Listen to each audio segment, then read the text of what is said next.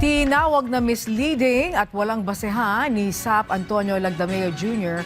ang pag-uugnay sa Office of the Special Assistant to the President sa mga proyekto ng Department of Public Works and Highways. Ayon sa kalihim, hindi implementing agency ang OSAP.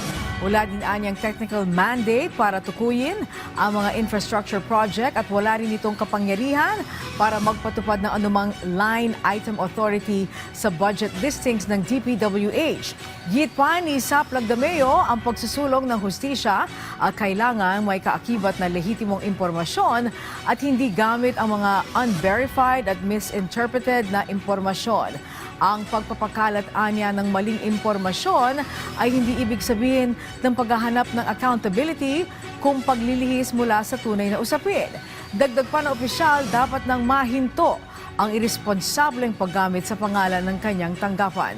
Nanindigan din siyang mananatiling nakatuon ang OSAP sa pagtupad ng kanilang mandato nitong isulong ang transparency sa pamahalaan, paigtingin ang accountability at suportahan ang mga tanggapan ng pamahalaan na nagsasagawa ng investigasyon.